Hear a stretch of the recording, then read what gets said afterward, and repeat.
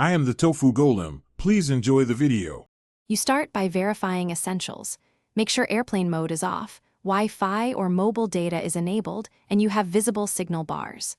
Once done, pause any active downloads or streaming apps because they silently hog throughput. Next, quickly reboot your phone. A restart clears temporary network glitches and refreshes carrier assignment. While the phone reboots, glance at router lights and your carrier app for outage alerts. If there's an outage, you'll know not to chase local fixes. Now you move into adjustments that actually change throughput. First, toggle between Wi-Fi and mobile data to see which is faster. This isolates whether the phone or network is the limiter.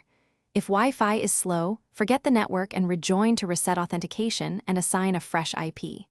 Also switch Wi-Fi bands. Try 5 GHz for higher speed or 4 GHz for better range. Make sure you're close enough for the chosen band.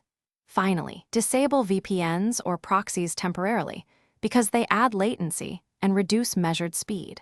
Finish by optimizing and preparing for escalation. Update your phone's OS and carrier settings immediately since those updates fix handshake and protocol problems. Move closer to the router or reposition the router to reduce walls and interference. If needed, enable a portable hotspot from another device to compare. If performance remains poor, test with a second device to determine if the issue is the phone or the network. If the other device is fine, you have diagnostic evidence. Thanks for watching. Consider subscribing if we helped you today.